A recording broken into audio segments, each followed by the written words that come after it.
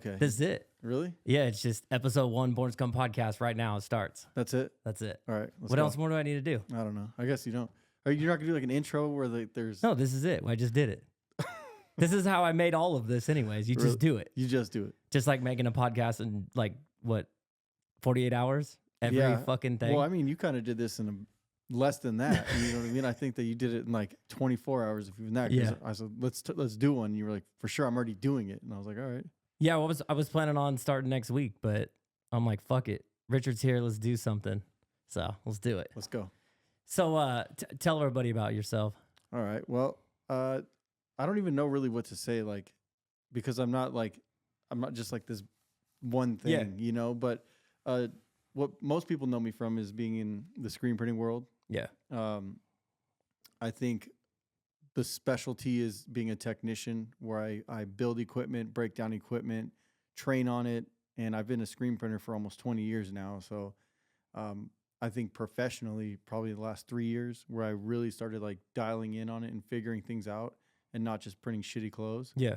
You know, so I think that is kind of like who I am at this point. I don't really like to identify just as one thing specifically because I wear so many different hats. But I got 3 daughters and I print a lot. I travel the country every week. I mean, sometimes I'm in multiple states in 1 week. Like, for instance, this week, New Mexico, California, and now here.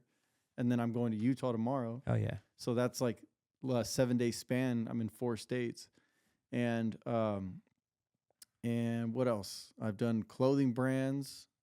I do a lot of social media stuff, motivational stuff, health, fitness. You know, that's really what I'm into. Yeah, I guess the question is, where did you get, because I don't call you this, but where'd you get the nickname King? What is it? Richard King Tilley, right? Yeah. Like, I remember I told you, I don't call people by their nicknames until like, what you know what I mean? Like, yeah, it was kind of a self-proclaimed thing. So it's just like, it's like a mentality more so than like an ego thing. So I'm not like, I don't think that I'm the king of everything, but it's just, I'm the king at what I do. Like, I'm the king at being a good dad. I'm the king at like my fitness. I'm the king at my health. I'm the king at my, what I do for work. I just try to be like that, like that mindset of like being the best of everything that I try to do. So it's just a state of being, I guess. Yeah. And so I just decided to go with that. And I remember when I did it, when I changed my name to that. And it also, I mean, it's the character, it's the online character kind of thing. It's more memorable than just a single name, Yeah. So I did that, and I remember people were like, I wish you wouldn't have done that. And, like, dude, who cares? No, I mean, it's like a alter ego almost, right? Yeah, yeah. Because like, it's cool to feel like you're the king of something. I feel like I'm the king of nothing. That's like always my thing. But you're like, not, though. You're... Yeah, but like I try to always like actually be humble about the things that I've done, right? Because I think I'm trash at every single thing that I do. That's how I am. Yeah, yeah. But that's how you're able to do more, right?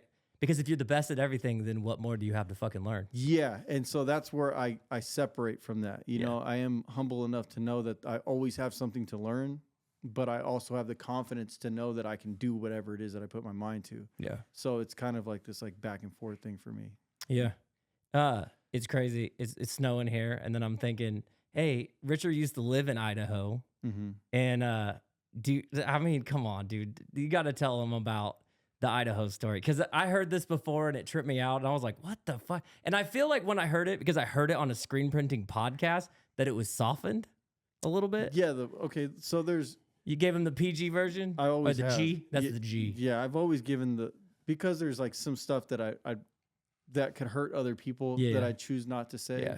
So anytime that I tell those type of stories, I'm aware that I don't want to hurt other people's feelings in that situation. But there's a story that got me to Idaho, and there's a story that made me leave Idaho. Yeah. So what got me to Idaho was I was running this debt collection company in Southern California, and it was wildly successful, like more than I even thought it was going to be. And I lost my fucking mind because I was just like, you know how they say like money kind of magnifies who you are? Well, I was such a piece of shit that all it did was make me a big piece of shit, like a giant piece of shit, bro. Like, and I was doing all the possible drugs that I could possibly do. Like, I remember when I was younger, when I first was like 18, 19, actually, no, maybe a little older than that, like 20, 21, I would sell coke to everybody. And I was my nickname at the time was Cocaine. Like everybody called me Cocaine, like at the club scene or in the neighborhood, whatever. It was always Cocaine because it was always had it and I was always doing it and just fucking, it was all about me. And I remember one time my buddy asked me, like, where do you want to take this? And I was like, so into Scarface. So it was like, I was like, I want to be like the biggest kingpin. Laying in the bathtub and shit. Yeah, like I just wanted to be this, like, just fucking the man, you know, that brought it in on boatloads. And I don't know why I thought like that, but I think it was just because I was on coke. And I had like this, like, I've always had this, like, want to do the most and the biggest and be that kind of guy.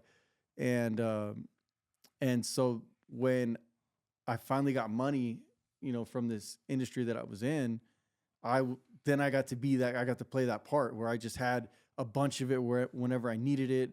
And then we had the girls at the club and the this and the that and excess and cars and houses and all these things. And it was just, it was so bad, bro. Like, I think that what happened was when I scaled up in my business, I was delegating everything. I had managers, assistant managers, secretaries, accountants. We had everybody that did everything that I used to do, that kept me busy.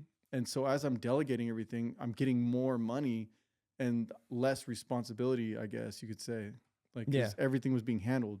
Instead of me watching 120 people, I was just watching 5 people. And if I was watching these 5 people and like they were doing what they were supposed to be doing, then I knew that everybody else was doing what they were supposed to be doing, if that makes sense. Yeah, it does. So my responsibility was a lot less, and that gave me a lot more free time. And I just went fucking crazy, bro. Like, I'd be gone for a week at a time just on a bender. It's just a trip too. Like, and you're talking about you get a little bit of money and then you lose your fucking mind. And a lot of people do. Yeah. And I've seen it a few times where it's just like, I don't know. I've never had a lot in my life. My whole life, I never had anything. So I don't know about you. If like, was that what it was? Like, you just get a little bit and you're like, oh, I'm the fuck it. Like no, you, like again, you're fucking that. like, you're like, you're in like that, yeah. I mean, but you felt like you wanted to be fucking Al Pacino in Scarface. I don't know what the fuck. But yeah, so growing up, didn't have shit. My parents didn't raise me. Yeah. Like, they were always working or whatever. So I did. I was always at like a friend's house. I'd stay there for like 3 months at a time. Like, let's say like during the summer or whatever, like instead of just being home, I would go stay with my friend for the summer. And no, my parents never checked on me, never offered them money to, like, for taking care of me, like nothing. So, and there was in those houses that I would go to, my friends, their parents worked all fucking day too. So we were just doing anything and everything, you know, like breaking into houses, fucking, I think I almost lit my mom's house on fire a couple of times. And anyway, so we would just do a bunch of stupid shit. And then, so really I had nothing, but I always had this desire for more. Like, I wanted cars with hydraulics on them because I had lowriders in my neighborhood. Sometimes like these guys, essays would come by and have them and shit. And I always just like glorified like that lifestyle of like just being like a D-boy kind of thing. Yeah. You know, like being fresh as fuck. Did you feel like you could see it too already? Like, could you see your successes back then? I always envisioned myself as that. And even like what's crazy is something recently, I'm getting sidetracked here, but I always like wanted to be like this rock star. Like, I always like traveling and fucking being on tour and all this other shit. And that's kind of like what I do now in a sense. Yeah, it is. But it's controlled, you know? Yeah. I had the opportunity to do it before where like I had the money and I could do all these good things with it, but instead I fucked it all off.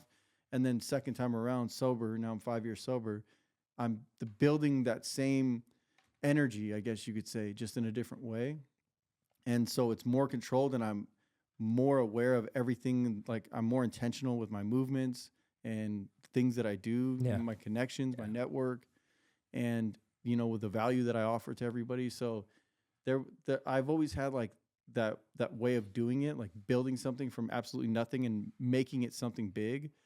And so I did that with the collection shit and was just a super goofball. Like I was such a piece of shit, dude. Like, I can't even describe some of the shit, man. You know, it's funny when like being in collections and every collection agent I've ever dealt with and all of this, I assume that they're all piece of shits Because there's no way you can have that job and not be a piece of shit. Okay, so that was a part of the problem, was that I was surrounded by these people every day, right? Yeah.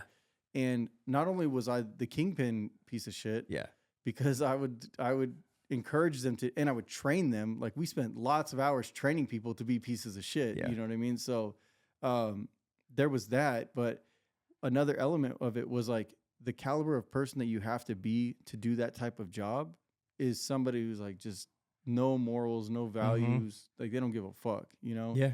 And so I had offices full of people like that. And those were the people I was around all the time. And so, you know, I could have led by a better example, but you know, when you're in it, you don't think about it like that. Yeah. You know? So what was your breaking point in that? The breaking point, like the guy. I mean, you're saying. I mean, that's what you did, and then you ended up in Idaho. Yeah. Okay. You know. All right. So, I have to kind of filter this one a little bit, but I was doing things that I shouldn't have been doing. Yeah. And it all got exposed. Everything came to light. Everything. All my wrongdoings. And I was almost relieved, which is crazy, because like while I was doing these things, I wanted it to be over with, because the drugs had such a control on me, where I was doing things that were completely out of character for my normal sober person, right? And like, it was like I wanted to get caught, and I was doing it so much that I just wanted to fucking get caught so it would stop. And that day finally came. And when it came, it was very ugly for a lot of people. And I remember that my partner and I just sitting there in the office next to each other, like kind of like this. Yeah. And I'm like, I have to leave. Like, I can't be here anymore. And I can't be around all these people. This is it, man. Like, I fucking can't control myself. And he was like in agreement with me, you know. He's like, yeah, you got to get the fuck out of here, man. He didn't want me there anymore. And so I remember kind of just writing a number on the table, passing it off. I was like, this is what I want for my share of the company. And he's like, well, we can't do that all at once, but you know, maybe we can work something out. And I was like, that's fine with me. I don't need it all at once either. So we did something where I was working remotely. I moved to Idaho, obviously. And I would just remotely like help with the business, but you have to be there in order to run the business. Like, me being remote was really, I wasn't doing shit. So I just got a fat check for about a year until everything was square. And then, that was it. Like, that was the end of that whole journey. And then I had to like figure out what was next. And I didn't have a lot of money at the time, just cause I was still like spending a ton of money, you know, even to move to Idaho and live out there and have to start all over and everything. And so I had this 66 Cadillac DeVille. I completely restored this thing. I modified the shit out of it, really is what I did.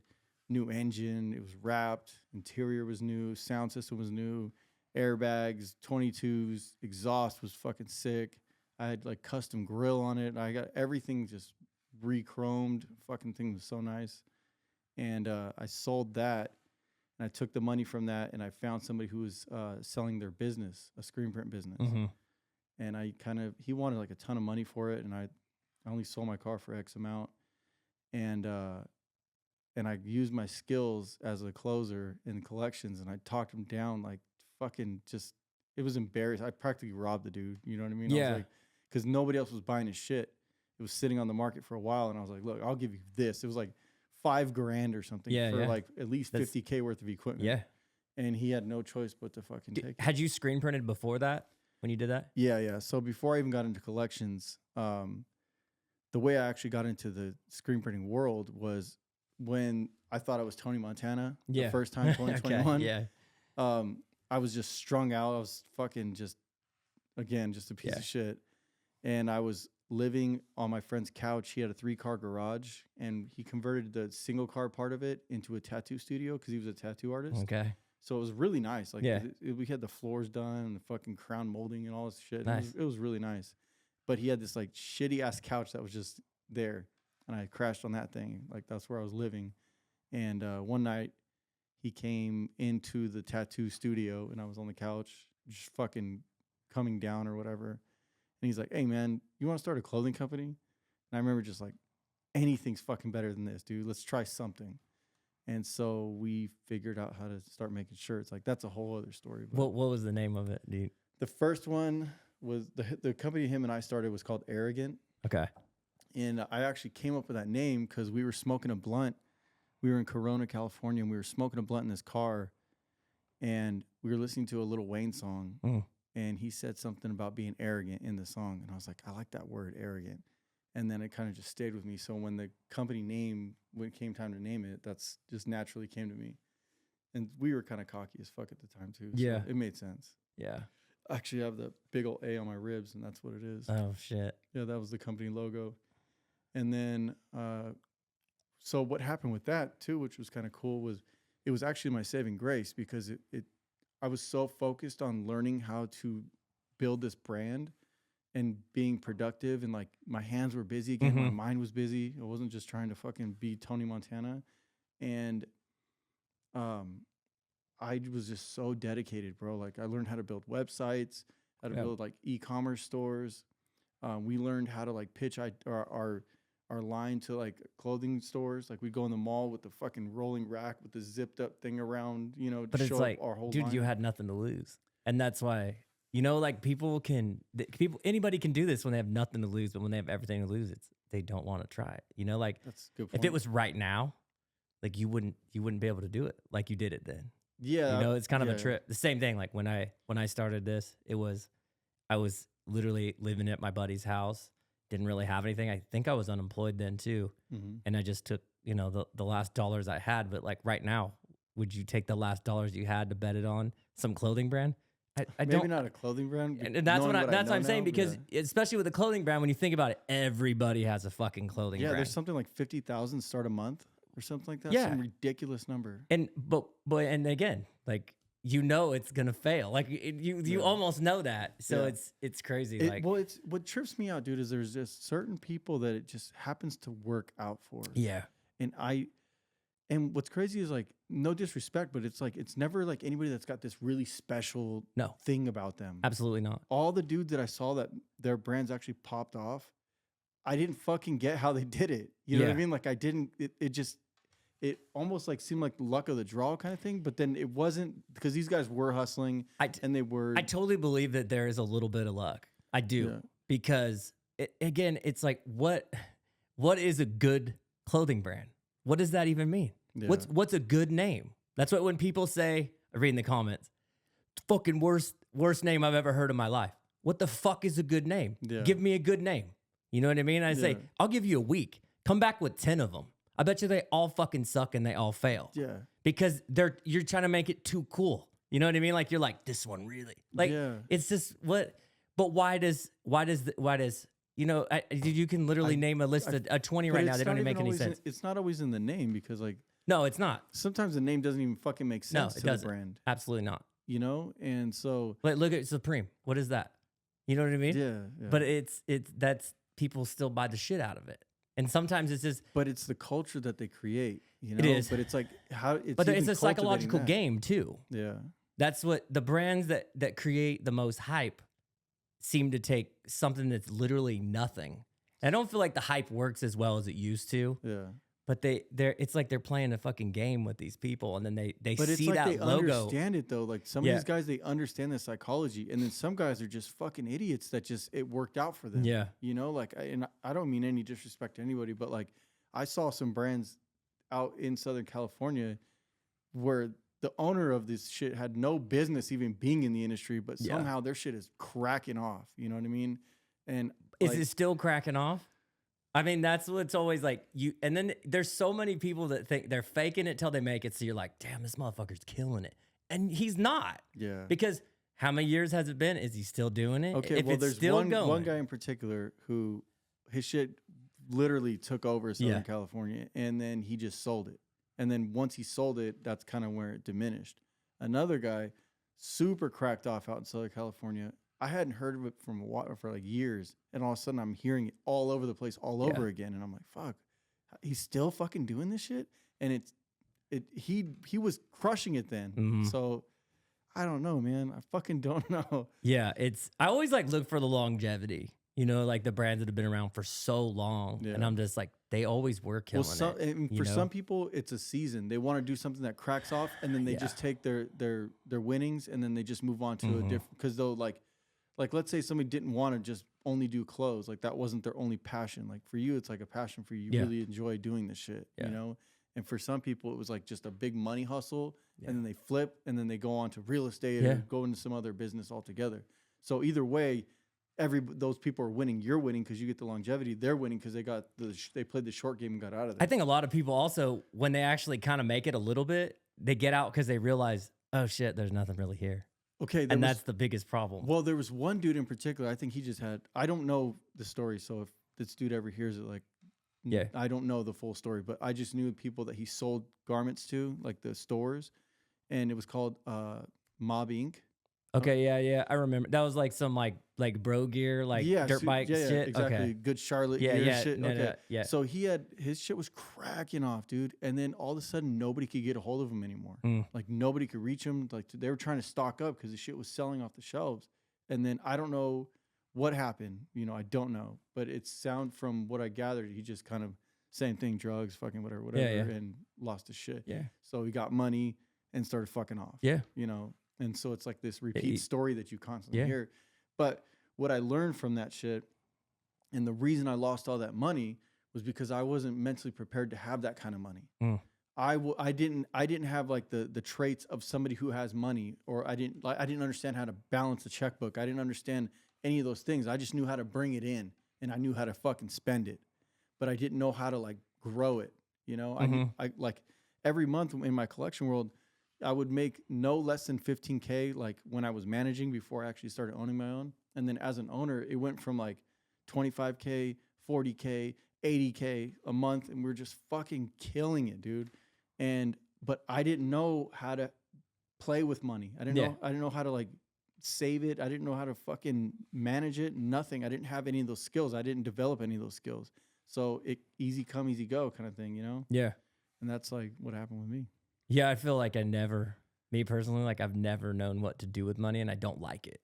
But you have somebody who plays with it better than you do. That's true. So that's managing it for you. I didn't have that either. Yeah. You know, and I didn't have the awareness to know that I needed somebody like that. Yeah, I've always been afraid of it. Yeah. Like I always thought it was all going to go away, you know? Well, for sure. It still feels like that for me. Like it does. It feels like, you know, you're always afraid that you're going to do something wrong and it's just gone. Yeah. One bad move. Yeah. One bad release. One bad fight. You know, it's just the way it seems, because you hear about these big success stories, and you watch the E True Hollywood story. Like, what the fuck happened to the girl from 90210? Yeah. like shit like that, you know? And it's like, what, how the fuck you had like $100 million and it's gone. These are, again, people like even Mike Tyson. Yeah. 300 M's plus, and he fucking lost it all because he just like buying fucking everything. There's no reason you need a fucking tiger. You know what I mean? Exactly. Exactly. And so he didn't have anybody telling, but he actually had people and they weren't telling him. Yeah. You know what I mean? So I didn't have people. Whatever fucking big ass hair dude was too. Don King. That fool's taking his shit too, wasn't he? Yeah. Yeah, he called him out a few times. Yeah. Yeah. So I'm surprised he didn't whoop his ass, but I think he's just too old. I know. But yeah, dude, so it's like I didn't develop the skills to be somebody who had money. I just knew how to make it. You know, I knew how to create large stacks of cash. But then I had this ego and this Tony Montana fucking attitude. I want the bulletproof glass on every fucking, you know, I want the bulletproof doors and shit. I'm like, was anybody shooting at you? No, I'm just saying. I'm just saying like how he was, you know. Like, I didn't actually have a fucking bulletproof car, but I'm just saying like just all this excess, you know. You think you need all these fucking things that you don't. Like I had a bedroom that was dedicated to shoes, hats, fucking. Yeah. I'd go spend thousands at fucking Nike store like a fucking idiot, and then half the shit I bring it home, I don't even like it. Yeah. Like I was like, oh, I look cool in the store, and I put it on. I'm like, man, I look like a fucking idiot. And then I just $80 for a pair of shorts that I'm never gonna fucking wear. And then you multiply that times fucking a whole wardrobe. Yeah. You know, so yeah, I don't know, man. And so I didn't have shit, and so I was like, just wanted everything, you know, everything. It was access to anything I wanted. So everything falls apart, and then you're like, I'm going to Going to Idaho. Went to fucking Idaho, and I didn't like it, to be honest with you, because it was a culture shock for me, because I'm so used to Southern California life. Sure. Everything was SoCal for me forever, and I had nobody, nothing, and which was kind of good. But then I still brought my piece of shitness up to Idaho, and I found drug dealers up there. Yeah, of course. I would even have dudes from SoCal, like my main dealer guy. He would be mailing me fucking coke up to Idaho. I would just fucking send him money through fucking whatever app at the time, forget what it was, but send him the money, and he would send the shit right up to me, man. He'd put it in these weird fucking strange envelope things, and yeah. So I was still doing that shit up there, and then I eventually found a dealer up there, and so that I brought me all the way back up to Idaho. You know, I went up there to get away from everything. You went up there to change, and you didn't. Yeah, and that's one thing my old partner told me. He goes, "Look, Richard, no matter where you are, you're bringing you with you. Yeah. You know what I mean? You are wherever you are. So it doesn't, like, change of scenery is not going to do it. You're still you." Yeah. And that was fucking so true. I always wanted to prove him wrong on that. And he was absolutely right.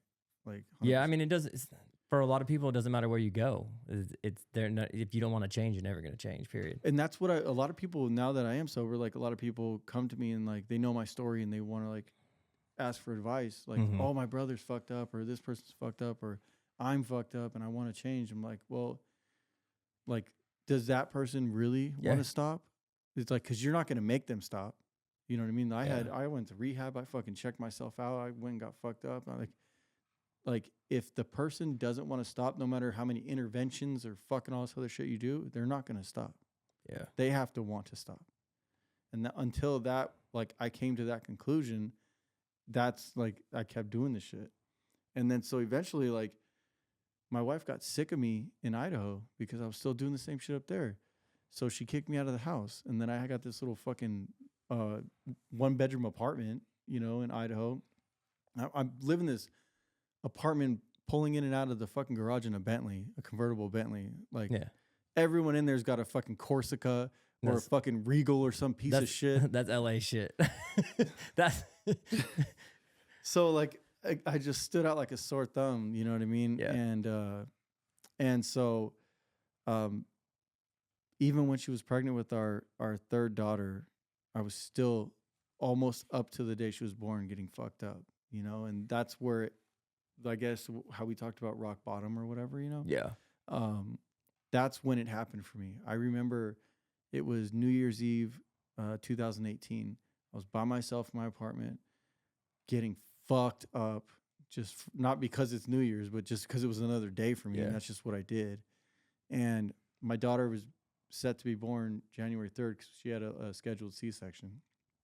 And so I don't know what the fuck, man, but I just realized that I wasn't in control at all. I couldn't control myself. I couldn't stop the drug use. I couldn't, like, get the basics. Like, my refrigerator was probably always fucking empty. You know what I mean? I was probably eating fucking Jack in the Box and just not taking care of myself in any way, not going to the gym, not reading, not running the business the way I should. And I remember I just got a bunch of coke and I just did as much as I could, as fast as I could, because I was trying to just wrap that shit up. And I remember I texted my mom and I was like, hey, like, I'm not a good man. I'm not a good husband. I'm not a good friend. I'm a fucking terrible person. And so I'm wrapping this shit up. Like, I'm done. And she texts me back. She says, I'll talk to you tomorrow. No one has any faith in you whatsoever. She said, I'll talk to you tomorrow. And I was like, what the fuck, fool? I just told you I'm doing this right now. Yeah. You know? And so I went crazy, bro. I did a bunch. Like, did all that I had left as fast as I fucking could. And I remember I was laid on my bed and I could feel my heart just going, going crazy, right? And I closed my eyes and I passed out. I thought that was it. I closed my eyes and that was done. And then the next day I woke up and mind you, I did a bunch of coke. You know what I mean? I was going to say, you never had that before where you just fucking did too much and just black out? No, not like that. Oh. No, like I was aiming to have a heart attack or aiming to fucking OD. That was the goal, you know? And I thought that's what happened. So when I closed my eyes, I thought I was done. And I woke up the next day and I was like, oh shit, like this shit is over with. Like, I'm done. I'm done. Like, I was completely fucking done. And I haven't used ever since. And this was like a 15-year fucking run. I had gotten my leg broken by a sheriff, and fucking the doctor that they sent me to was mailing me prescriptions for Narcos. And like, I was like, yo, I'm out. He's like, got you. He like became my friend for some fucking reason. Yeah. And so he was mailing me just prescriptions like crazy. So it was like pills, it was coke, it was alcohol. And then I was kicking with these dirt biker dudes, these pro dirt biker guys, and they were doing fucking heroin. Yeah. Then, like I didn't like do it in my veins or anything like that, but they would do some shit on the spoon, and then they would put it into a syringe, but not with a needle on it. And then like he would just put it to his nose and just like run it down your nose. And so it was like just go down your throat kind of thing through the back of your nose or whatever. Sounds like a waste. I'm not a heroin person. Me so either. I don't know. I've never. But I remember like some of the dudes they would have there. Yeah. Like he'd have these SA dudes there. They were the ones bringing the shit there. These dudes from LA, and they would like there was like a dad and a son. The dad was the main SA guy, and then the son was just this fucking soldier. And he would sit on the couch just fucking locked up, just staring forward, not enjoying him. Well, it was enjoying himself internally, but externally he just looked like he was going through it. And he would just be fucking just sitting there. I'm like, that guy's fucking sketchy, man. And so yeah, heroin was never like, I didn't want to be like that, you know. But just pills, Xanax. There's so many times where I blacked out on Xanax and heard fucking stories about shit I did. And yeah, man. Anyway, so when I woke up that next day, I was just like, that was a wrap. I knew that I knew that whatever that was, that fucking demon that was like latched onto me just was gone. It was weird. And so I turned my phone off and I just stayed in that room for the next couple of days just so I wouldn't call anybody in case I did get like a feeling of like wanting to use more or whatever. I just turned my phone off and just stayed in my room. I'm locking myself in the room. I stayed in there for like 2 days. And then I went over to my wife's house, or my old house. Yeah. The day before my daughter was born, stayed the night there so we can go to the hospital together the next day. And then I just made a promise to myself, like, dude, she's never going to see you the way that, because I have 2 other daughters. They saw everything, like every fucking thing. And I was like, I have one fucking chance to get this shit right. You know what I mean? Like, don't fuck this up, bro. And so I've stayed true to that shit, like loyal to the soil for that shit. And so she's never seen me like that and never will, you know? The other day I was talking to somebody that's like kind of the same, like a substance abuse issue. And the thing that was said that I said that I never thought of is, don't let your demons be your children's demons, because addicts sit around too much and have this selfish thought like, oh man, I got all these demons, man, fucking. But they have kids. They never even think like, dude, you're your fucking child's demon. Don't be that guy.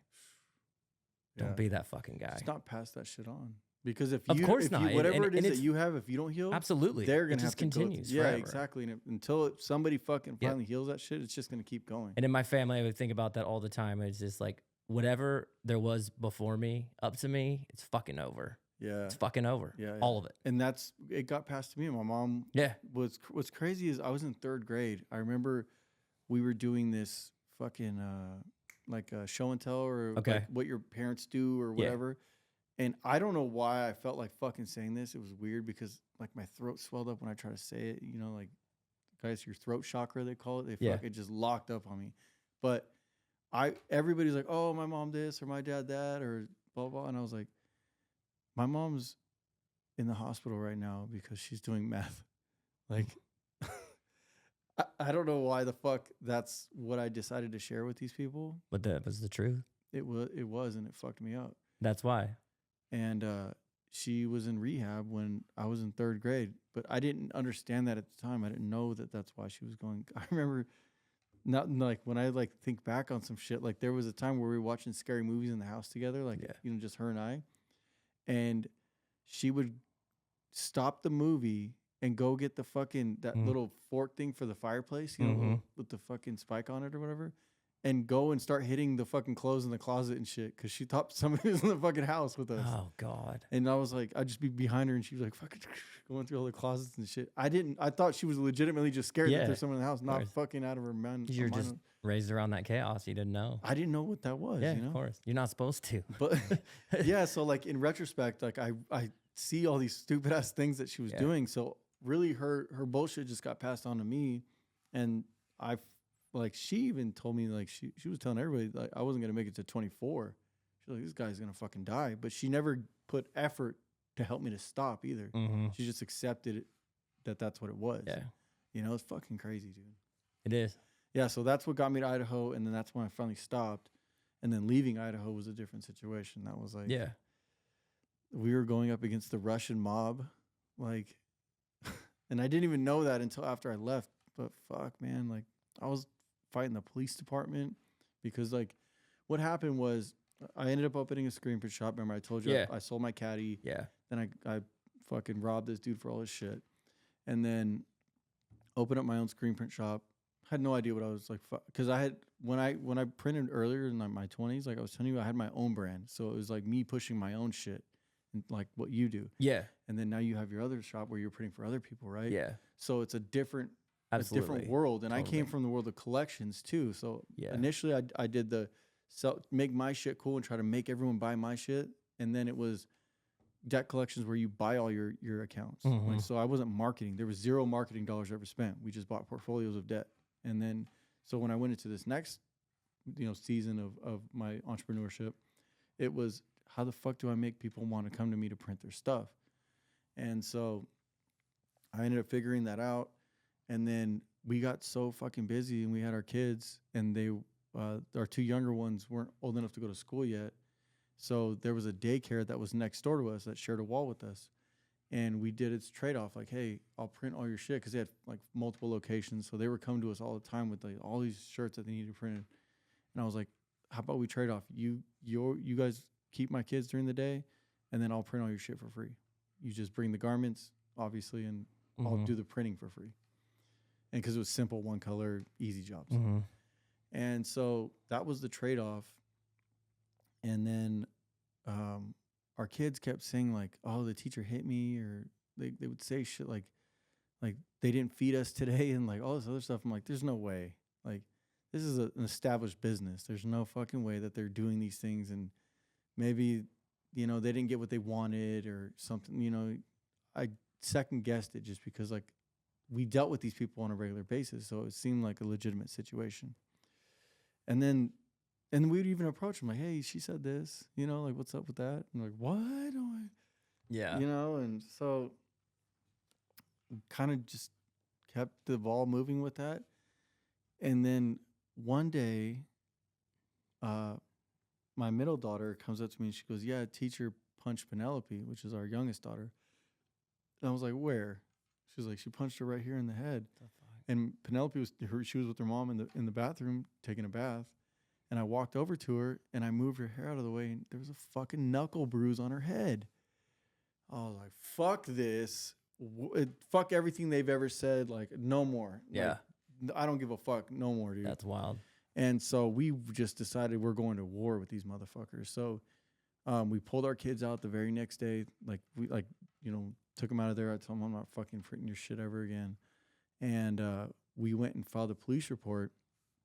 And so when we filed this police report, they were like, oh, it could take up to 18 months to solve this case. I said, 18 months, dog? Like, there's kids in there getting beat right now. Like, right now. Mm-hmm. What the fuck are you talking about 18 months? And they were just making it seem like it was nothing over and over and over. And then I don't remember what happened exactly. I think, this is what happened. I posted a video on my social media explaining what happened on our side, like what our situation, not everybody else's, what happened with us. And I don't know how the fuck it took off, but that video took the fuck off in the area. And then I was getting DMs from everybody about their experience with those people and the same shit that that was going down. And then, so I was like, go file a police report, telling everybody to do the same thing. And they were just turning people away. They were like, we got it. We don't need more reports. Like, we're on it, kind of thing. Like, just really nonchalant about it, right? You would think it's children being hurt and this is like over all their locations. The people, the teachers that were working there were like, yeah, they do this, they do that. And it was like they weren't doing shit about it, right? And we just never understood. So I went and I had done a news report like a year before during that COVID shit when we were helping people raise money for their businesses that couldn't be open or whatever, when they said they were non-essential or whatever the fuck. So we raised money for those people to help them with whatever we could. And so the news people already knew who we were. So I had the lady's cell phone number. I hit her again. I was like, yo, listen to this. And she's like, I'll be right there. So she came down, did a fucking news report. Then it got really big, right? And then this is where it started. We started on our website. We would get these like cryptic messages about us getting killed for not, like, if we don't stop talking and all this other shit. Like, there was just all these like weird things that were happening. And in Idaho, you can be strapped up everywhere you go. Yeah. So I was fucking fully loaded everywhere I went. And then we found out that those people had family on the police force, the local police department. So they had family.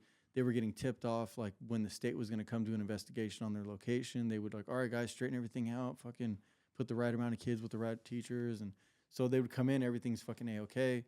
And they're like, all right, you passed, no big deal. So every time we get, like, all these things were happening, and like we were uncovering all these things through all these people coming with their testimonies. And then I was or Ryan Moore actually had heard what was going on, because it had gotten so ugly. I'm kind of like speeding through this thing, but there was like massive death threats that were happening to my wife and I. We had our house, our back door was fucking busted open. Like, I was like checking the brakes on the car every day before we take off riding or like driving to school and shit like that. And the police were pulling over all my key witnesses. My fucking phone got scrambled. Like, they pulled up in front of my shop, some dude on a fucking laptop. I saw him. I didn't think anything of it. Just guy pulled sideways in front of my shop, and he's just on a laptop. And all of a sudden, my fucking phone just starts glitching the fuck out, and I couldn't use it anymore. And then the same thing happened to one of my key witnesses. And then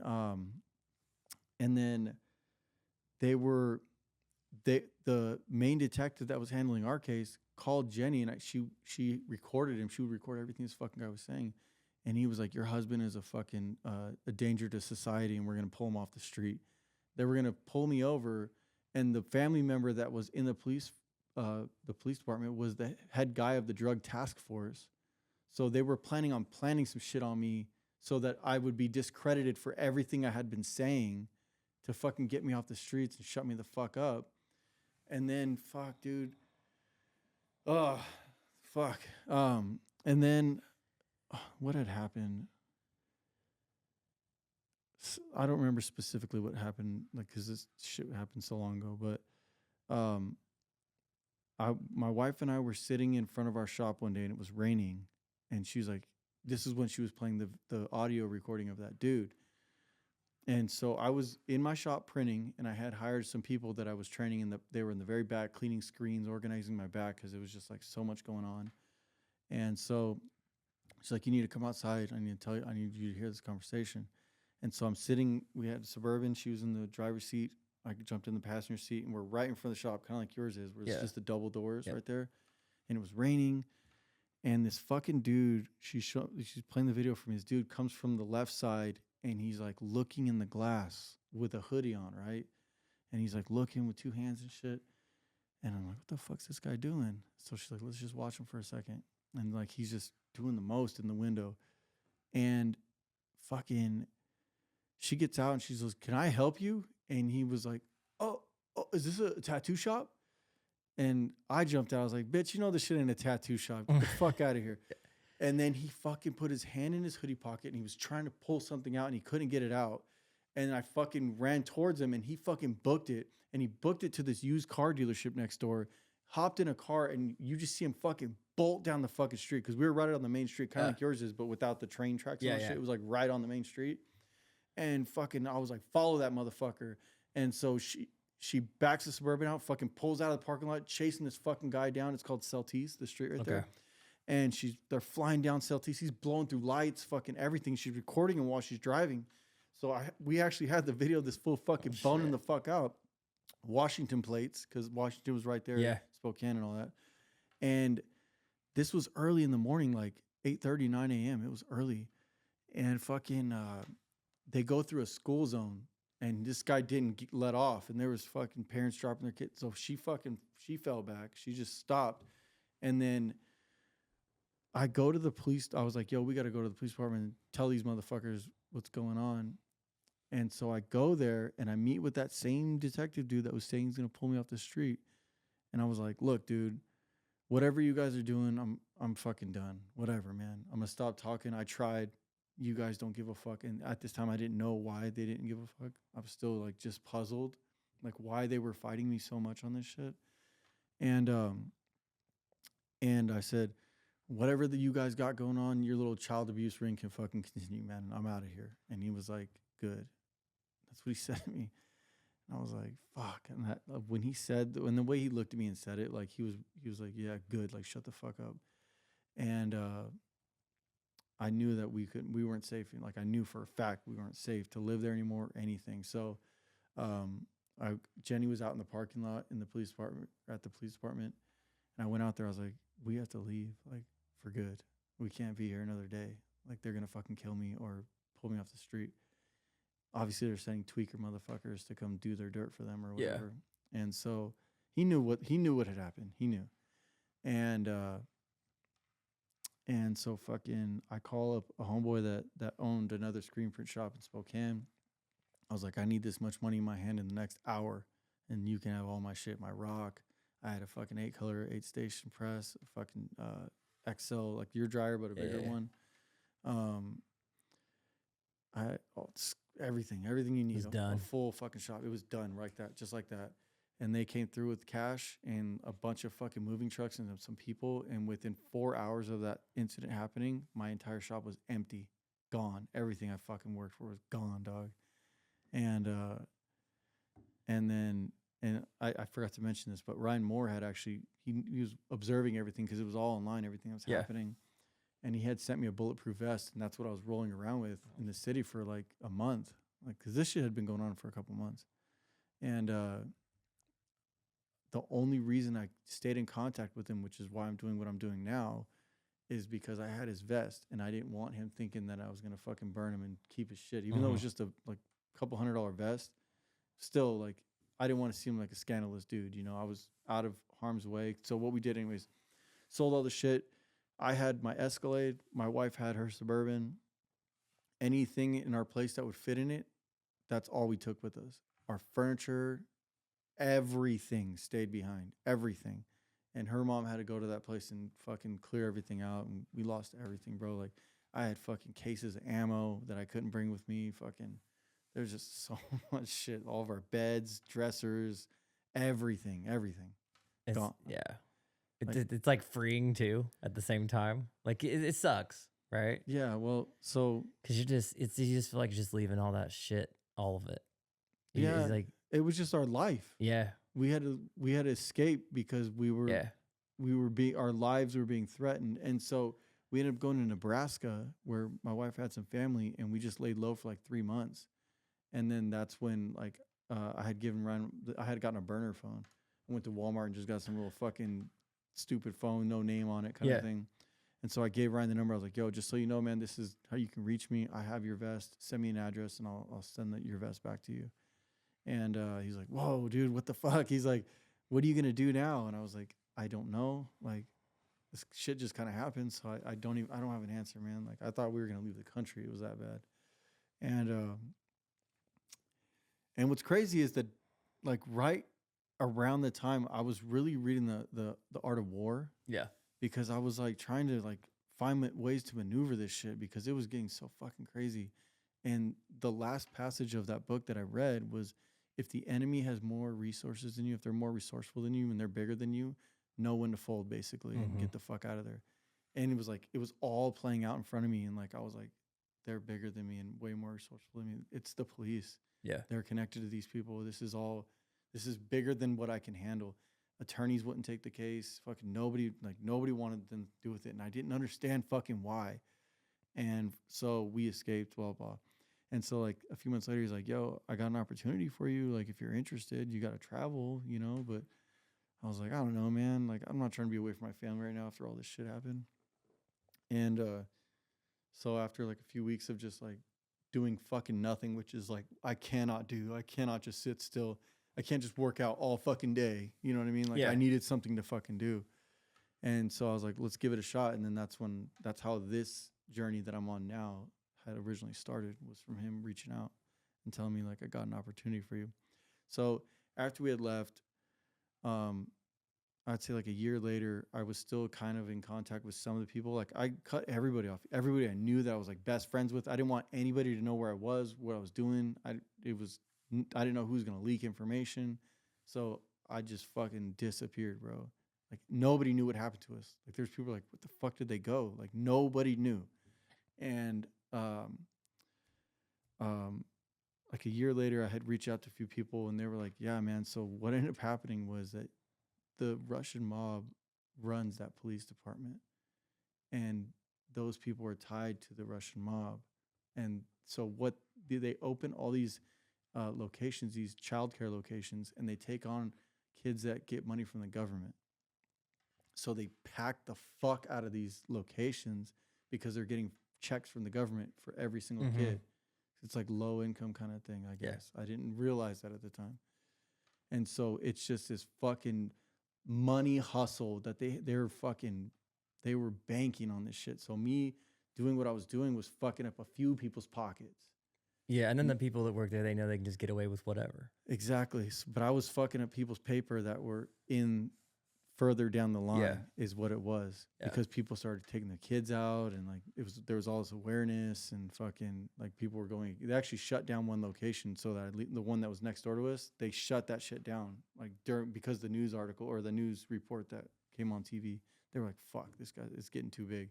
Let's try to appease them, shut one of these locations down, and then see if this shit dies down." And I wasn't stopping. Like I was just this mouthpiece, and I was just going ham, dude. And so I found out down the line I was fucking up Russian mob money, and that's why they kept telling me to shut the fuck up. The police, I was friends with a bunch of people in the police department because I printed all their shit. Everybody knew who I was, you know, because I'm just a networker. Yeah. So like I was friends with the chief. I was friends with the fucking like all the main dudes. I don't know their positions and fucking whatever it's called, lieutenants and all. I don't know who's who, but all the main dudes in that police department were my friends, and they were ignoring my calls. They were fucking like telling me to shut the fuck up, and I never understood why until a year after we left. So I'm actually lucky to fucking still be here now that I realize it, you know? Do you ever miss printing, doing that? No, well, I enjoy what I do now more. Yeah. You know, what's crazy is like I was also, the business had gotten so big in the area, it was making me actually like miserable because I was at my press, and that's all I ever did was just fucking print these people's shirts, and it seemed like everybody was so ungrateful. You know, like, oh, the price, the this, the that, and I'm like, fuck you, man. Like, I'm over here printing quality fucking shirts, so I thought at the time, and like hustling, like I was giving my all to that business, like I was really invested in it, and I just felt like I was just printing for the most ungrateful fucking batch of people ever. And like I remember just telling Jenny, like we need to find another way out of this, like another business or another avenue to do what I'm doing, but just not like this. I didn't like it. And it gave me that escape. It was ugly. I got that escape out of having to sit there at a fucking press 18 hours a goddamn day. And then now I train teams, and I help build these businesses, and I mentor people, and you know, so and then I get to travel. I don't have to just sit and fucking standing behind my fucking press. You're feeling appreciated too, because you see what you but it gave me the chance to go learn more. Like I got to get out there. Yeah. Like I got to get out there, and I'm in with these high level fucking printers and business owners, and I'm just observing, just like I did in collections. I started not knowing anything to making 80,000 a month because I was fucking paying attention to the right people. Yeah. And so all I did was do what I did then, and I pay attention to the right people, and I move differently, you know? And it's gotten to the point of where I have like almost created an entirely new lane of what I do. Like not that I'm saying that there's other techs that don't do what I do, but I haven't seen it, you know, not to the caliber that I'm doing this, you know? And so I just created my own path like I always do. And obviously motherfuckers don't like it, you know, because I'm not fucking staying in their fucking boundaries, you know? Yeah. So yeah, man. So that's why I'm doing what I'm doing now. Yeah, that's sick. It's a fucking wild story, bro. Yeah, it is wild. And again, even that's still watered down a little bit, but it's enough. Shit, anymore, you just be ratting, you know? Too many names and yeah. But yeah, it's crazy. Yeah. So yeah, no, I'm stoked that you came out here this weekend and we got to do this, and it's been fucking this is cool, man. But what about you though? Like what's up with you and what you got going on with Born Scum? I mean, it's just another day, you know what I mean? Like it's the same old shit. What's the evolution though? What's the evolution? Or does your system work now and you plan to just maintain that? The most important thing for me is just keeping it the way it's always been forever. Mm-hmm. Like that's how do you maintain? You know what I mean? How do you be authentic and be able to just stay the same and never sell out? You know what I mean? Because the first part of selling out is getting other people's hands in your pockets. Mm-hmm. Everybody wants to make money, but you know, for some of us, that doesn't do anything. There's you know, when it just does, it doesn't. You know what I mean? Because so many brands are just ruined by the guy in the front that gets the money, that acts like a piece of shit, mm-hmm. and ruins it all. Yeah. And people see it. Yeah. And they don't want anything to do with it. Because I feel like when we're going back to talking about brands, people like a real authentic thing. They like the story. They like the success. They like, but they also like something that they are connected to. Mm-hmm. And again, it's like, that's why with clothing brands, it's hard to make a brand that's just for everybody, right? You make a brand that's for a niche of something. How do you find that though? That's the one thing I've always been curious about, is like finding that niche. Like, how do you find it? And then for me, my niche is me. It's the things I'm into. That's my niche. So it was riding Harleys. It was skateboarding. It was tattooing. 99% of my friends are tattooers. Mm-hmm. I helped a lot of my tattooer friends build nice portfolio, you know what I mean? Like of clients. And I've always been around tattoos and tattooers. So much it sometimes feels like in another life I was a tattooer, but I've never even wanted to do that. Mm-hmm. I mean, it's like all the little things that I'm interested in, whether it's hardcore, metal, guns, like it's just kind of, and you just do whatever the fuck you want, right? And then those people find you.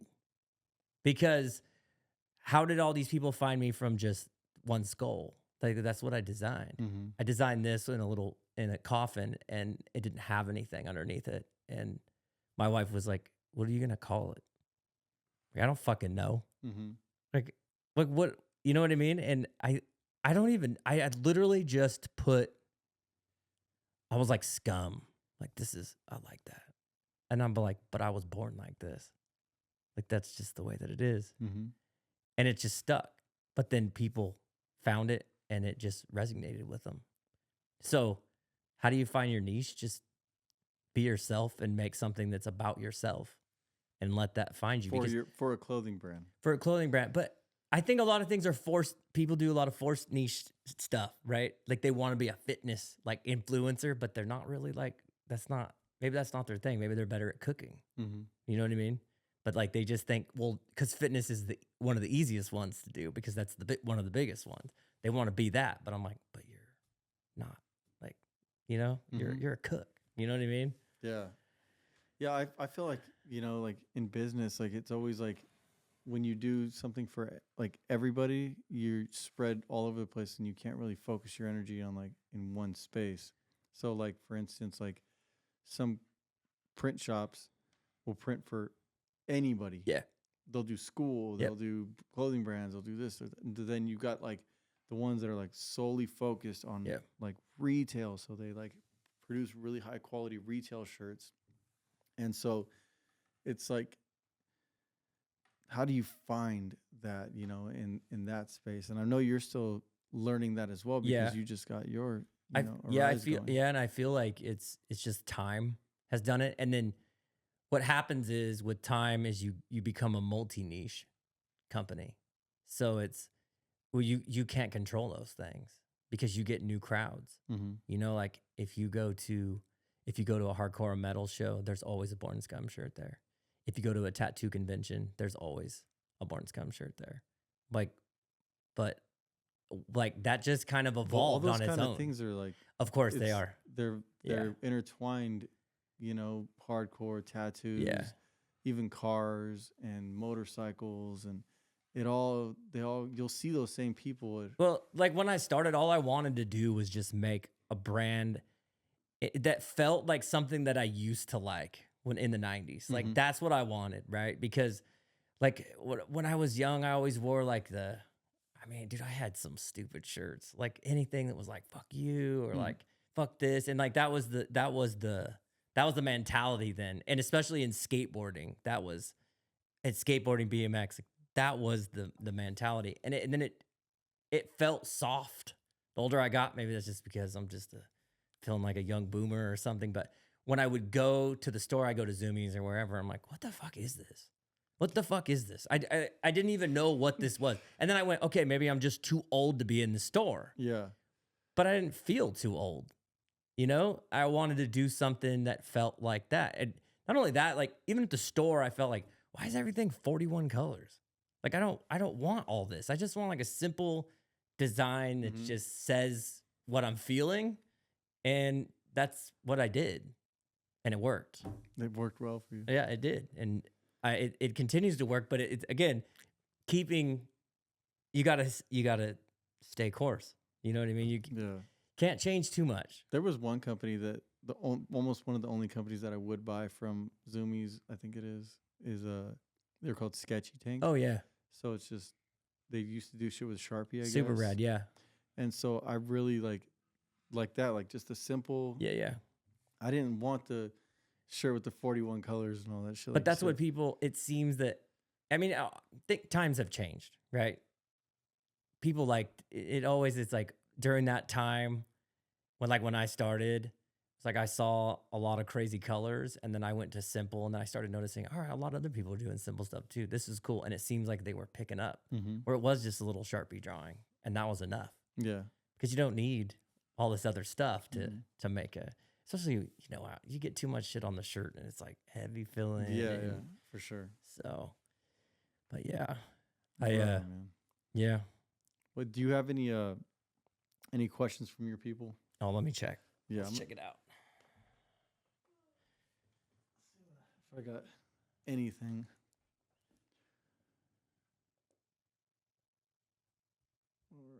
People just say nice shit, which is weird because I always think I try not to get on here too much and read the comments because some people fucking suck, but people just say nice shit. The first question was, this one says, how much you love Bakersfield? No. Have you ever gone to Bakersfield? Oh, absolutely. Dude, the only thing cool out of Bakersfield is corn. That's about it. They came from Bakersfield? Yeah, dude. Yeah. Really? I didn't know. Yeah, yeah. I never even thought about where they came from, but yeah.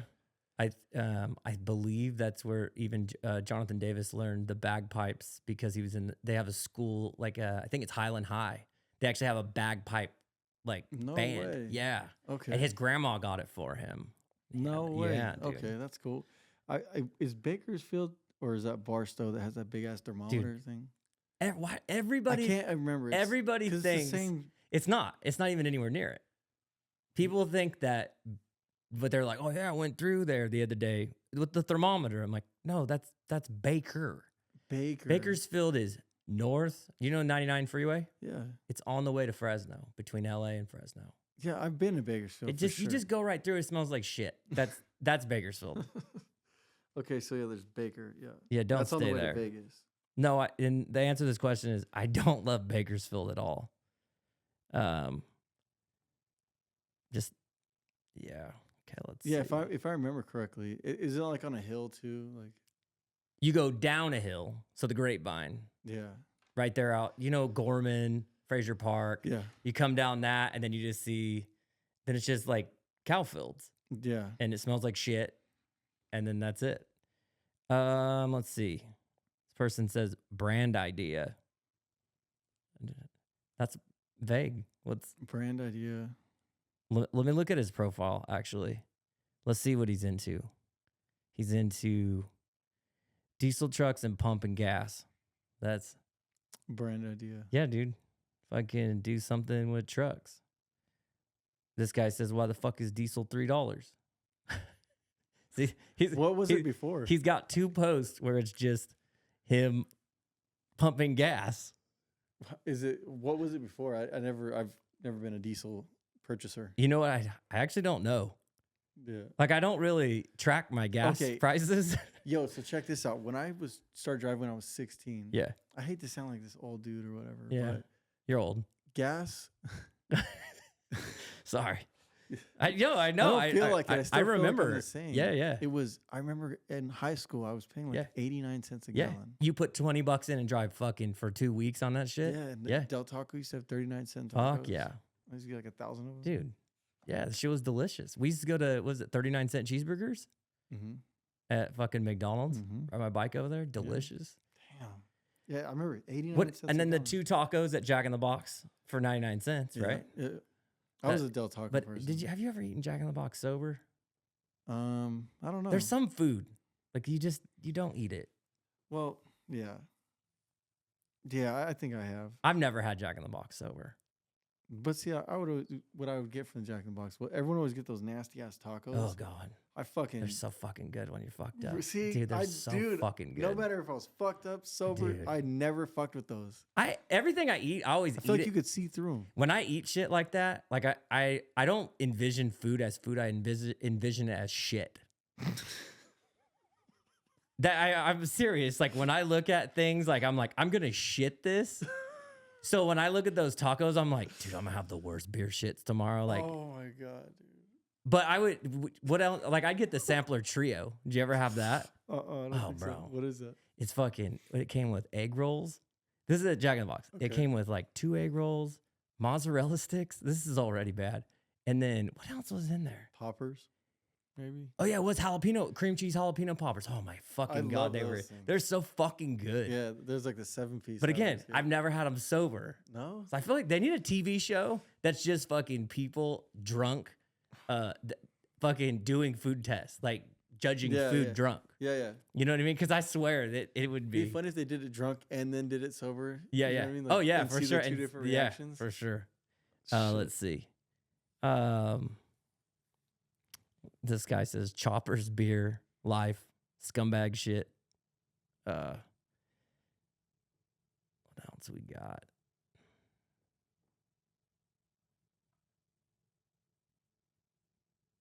This guy just says WrestleMania. Did you watch wrestling ever when you were a kid? So a lot of my friends were into it. Yeah. And so like because they were into it, I tried to get into it. And I would act like it was important to me. Like tell my mom, oh, the pay-per-view, I need to fucking get it. Just so I'd have something to talk about with my friends at school. But it was never like a natural thing. I didn't understand the dudes in underwears. Yeah. But that goes back. This next question, this guy just says butt stuff. Yeah. And then it's making me think of you at the gym. Like you were telling me about the dudes walking around naked in the gym and you don't like it. Hey, man. I think it's awesome. But all right. I don't fucking look. Don't go in the gym, be butt naked. Like, it's cool. Take a shower there, put a towel on, and then come out and get dressed. Don't just have your dick swinging around and then multiple dicks swinging around. Like, I just wanted to work out. Like, yeah, I wanted to work out and hit the sauna. 2 normal things where I shouldn't have dicks in my face. It doesn't bother me at all. I don't want to see dicks. I don't even. But why are you looking at them? They're right there. Like I have to walk past them, motherfucker. Do you feel the radiant like energy that they're producing? I don't know. You're like, fuck, I can feel it. It's too close to my face, but it's like 10 feet away. I'm not a dick looker. Yeah, like, true I'm that. just not. I don't want to see someone else's dick. True. It doesn't inspire me. It doesn't make me fucking feel good. I don't want to see a dick. Yeah. Like, just. I thought it was normal. For those. But again, you said like you had grown up in that type of environment where like the locker room and. So I think like especially like boomer generation and back, like I think because they before people had cameras and before everyone was fucking whatever. How about this? When everyone had giant bushes, so before us, pre-90s people, they all showered together in high school. They showered. They used the shower. They hit the showers. Like everybody was naked. I think people were more like up here. You know what I mean? Yeah. Instead of like, oh fuck. Well, I wasn't like looking for the dick. It's just fucking. Yeah. I'm like, I was walking into the locker room and they were like far away. Yeah. You know, and you just see that there's a nude man. Yeah. And then, but it was just like, it's like they wanted each other to see each other's dicks. And that's what was weird to me. It was like, why do you guys like you said, you conversate somebody dick to dick. Like, I wouldn't do that. Yeah. I just wouldn't, you know, it's just, I don't know. I wouldn't be even thinking anything of it. But I know what you're talking about. Yeah. I do. I just used to seeing people with their clothes on, you know, it's all good.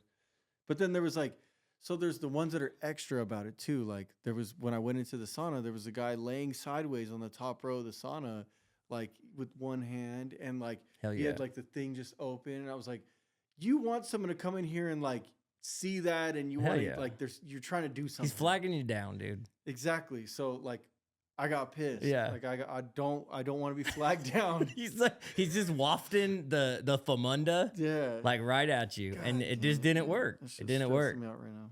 Yeah. If he had some curve on, then it would have got you. He couldn't have got me fucking for nothing, dude. I just wanted to mind my business. This person says starting a small business.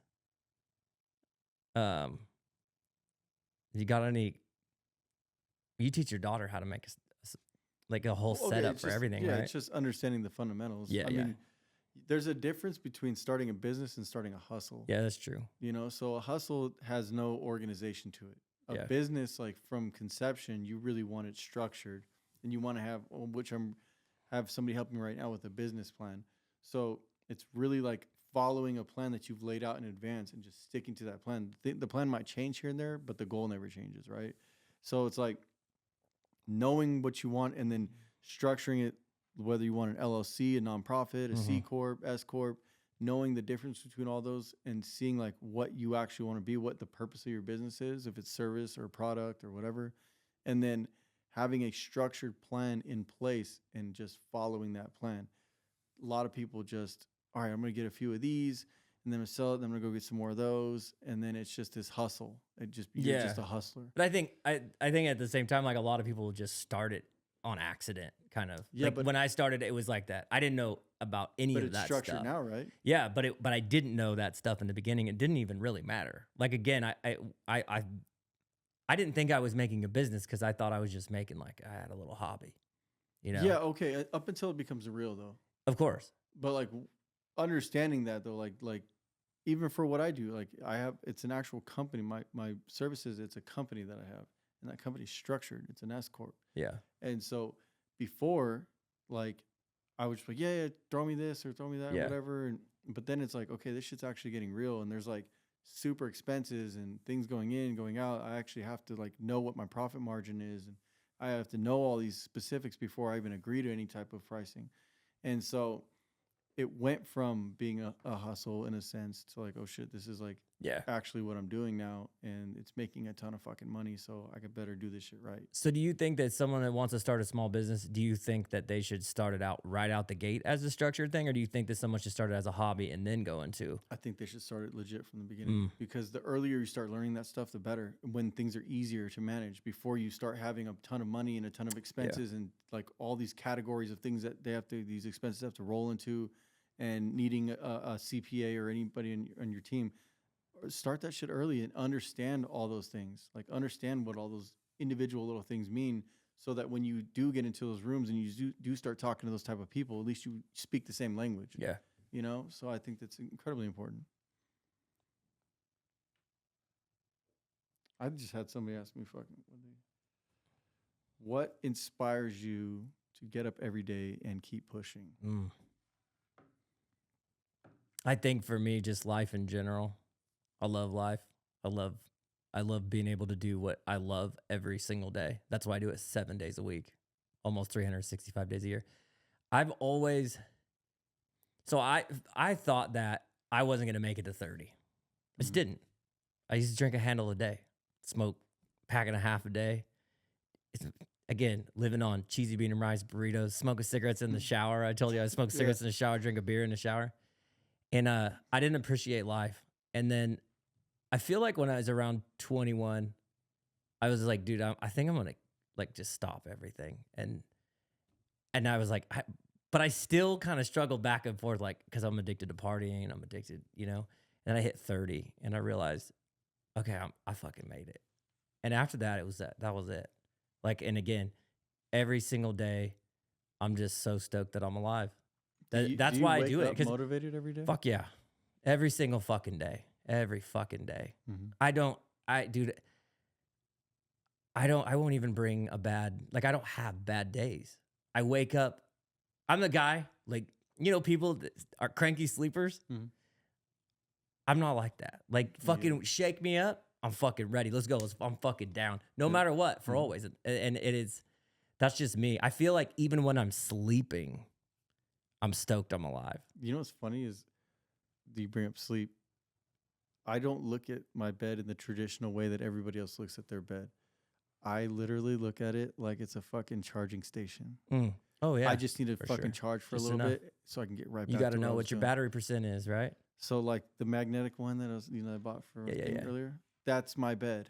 I magnetically charge for a little bit and then I'm fucking right back to what I'm doing. I just like. Are you a 6 hour, 7, 8? What do you need? I don't need anything. Okay. I could fucking 3 hours. Like, for instance, I left New Mexico after tearing down this fucking gigantic fucking piece of equipment and had to go through obstacles to get it to where it needed to go, which drained every fucking ounce of energy I had.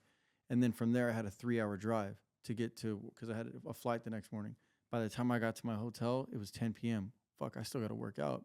After I've just worked out all goddamn day, but that wasn't it for me. I still have to keep my promises I made to myself. So I worked out. By the time I was done with that, 11:30, and then I still have to fucking take time to shower and get my shit ready for my flight the next day. And then, so by the time I actually went to bed, it was probably like 1. I woke up at 2:45 or 2:30 because I had to get to a flight.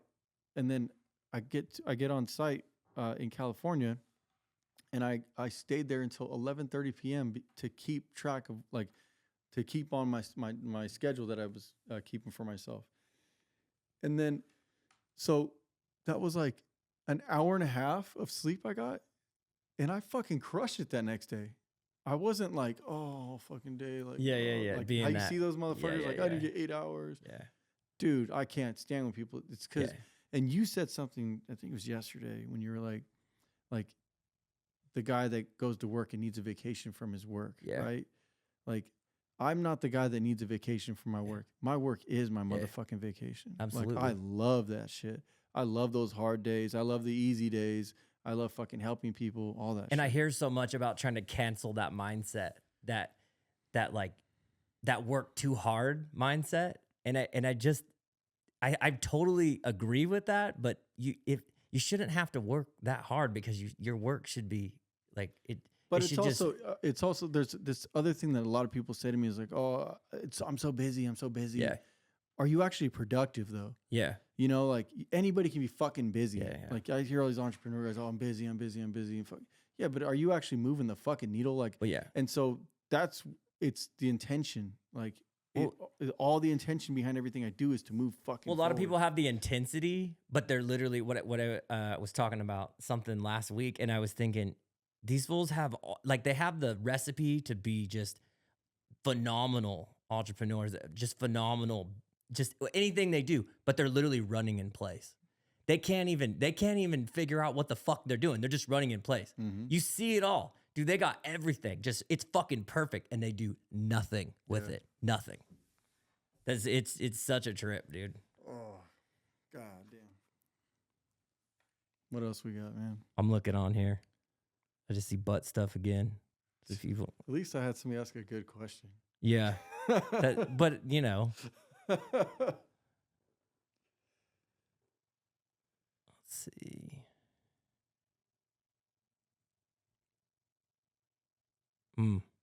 Struggles of a business owner in California and why you relocated to Idaho.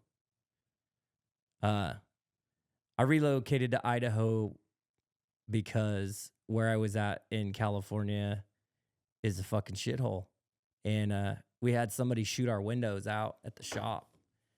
And before that, we had people, I was chasing tweakers off like six days a week. So I was waking up. Like, it was just, I wasn't even cranky. I was fucking more just like, fuck you. Like, dude, I'm working hard as fuck. Like, don't take, You know, you're like working hard to get ahead, and motherfuckers just keep trying to take this shit from you.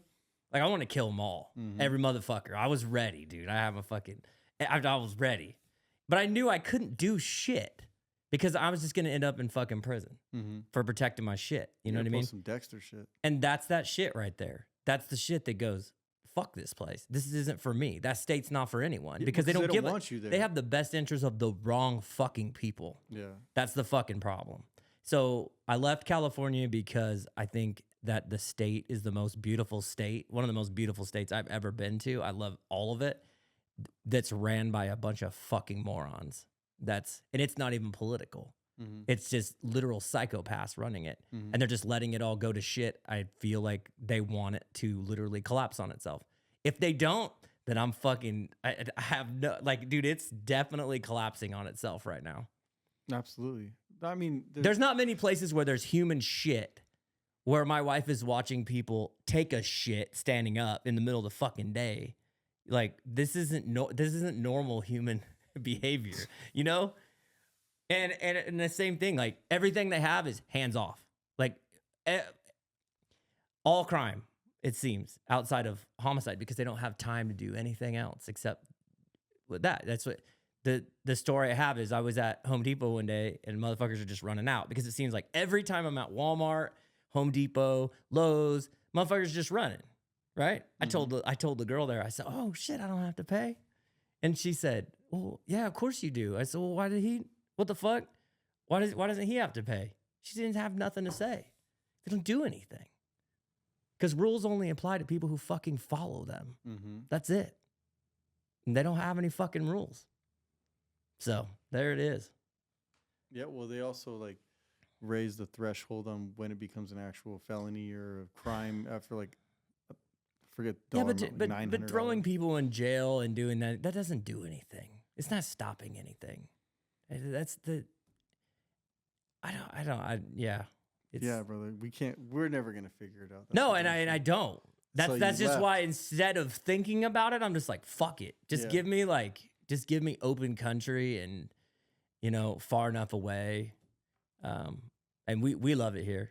We're not up north or what, maybe up north is cool, whatever, but yeah, this is more of like has a more of a big city kind of vibe for sure. And they're more of like in the sticks kind of vibe. Like, like you go there to vacation kind of thing. Yeah. But it's all the same shit.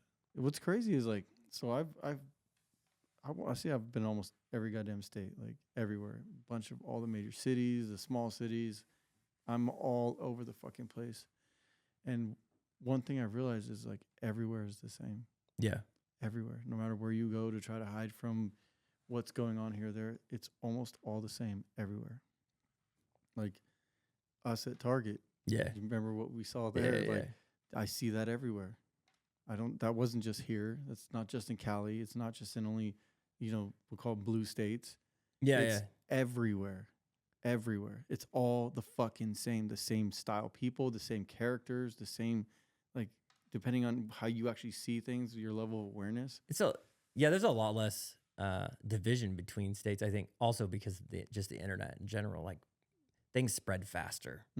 The ideas, and whether they're positive or negative, they spread like wildfire. Yeah, exactly. I mean, and that's what they, you know, it's powerful, and it allows them to divide up society faster than ever. Exactly.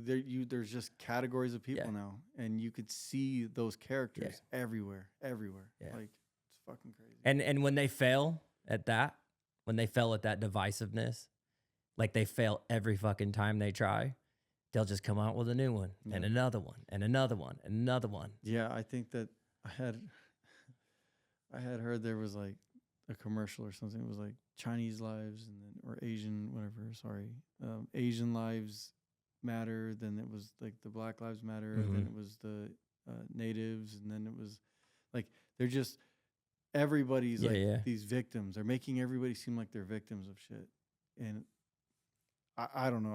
I don't personally. I don't see it. You know, and I go a lot of fucking places. I don't see anybody truly getting victimized. You know, so not to like this degree where it has to be on the news and spread like crazy. It's always some kind of fucking propaganda. It seems. Well, I mean, it's just extremely divisive. the more that they can divide us up, the more they can control us. It went from like black and white to now there's like all these categories. So it's like all these micro categories, and they just try to. I think that all of those people feel those things. But this is where the hardest part about all of it, that always I'm like, you guys, I wish you'd understand, like, the system's trying to divide us because they don't want us to be together at all. The more divided we can be, the more categories there are, the better they can control. Because I still believe that all of those people really do feel like that. And I believe it's systematic injustice is an actual fucking thing. Absolutely. It's just that really none of us matter to the system. Yes. And that's the movement. It's us versus them, but they want it to be us versus us versus us versus us. Yeah. Versus, like as many really, to me, it's literally fuck the entire system. Mm-hmm. If we could all get together and say that would be that's the movement that ends it all. Until everybody does come together and create their own system, we're gonna be receiving whatever they decide. I think we're past even fixing anything. No, there is no fix. Yeah, there's no going backwards from. And that's the thing. The people think, oh, things are so terrible now, and it feels that way. But for me, the weird part is that why is it that kids that are from 16 to age 96, we all feel like something fucking happened? We're fucked. Mm-hmm. We don't. Where do we go? We're all fucked. We don't ever get. It doesn't get better. You know. Mm-hmm. Where do we go? I don't know. It seems like it's just going worse and worse and worse and worse. You know, and then like the more that they use the internet as the tool, this propaganda tool, to make us all feel like we can't love each other for some. Well, they allow the echo chambers too to just resonate more hate and divide us even more. Yeah, it's so crazy. Everyone just realized that we're all the fucking same. We've all been through some things. We all have the capacity of love. We've all been through things, but we all have our own stories. Mm-hmm. That's why I said I don't like to talk about my stories, because I think everyone else's is worse than mine, and mine doesn't matter. That's how I feel about it. Yeah. I can. But what's crazy is your story is somebody else's worst story. You know, like how you say somebody else is worse than yours. Well, yours is worse. Absolutely. For somebody else. Yeah. You know. And it is good to share, because it makes you feel. It's like almost like normalizing these things that are not. Are they normal? I think they're normal. Like, if we don't have struggles, then we wouldn't be here now. Exactly. All those adversities create exactly who we are. You know. And I tell people all the time, like, when they're going through some shit, go through that shit, because that pain or whatever that is that's going through you is actually shaping you into what you need to become anyways. So, but again, society the way it is now is trying to not allow us to have pain. The things that make us stronger, they don't want us to have that. You know, they want everyone in a low vibration. Yeah. Fucking hating each other for no goddamn reason. Yeah. Crazy. All right, we won't go too deep on that one, but so thank you for having me. Yeah, man. Thanks for coming out, dude. This is episode number 1. It's actually an honor on my end to be here with you doing this. I'm pretty stoked about it. This should be rad. So, yeah. Thanks for coming out, man. All right. I'll see you soon, maybe. Late. Oh, shit.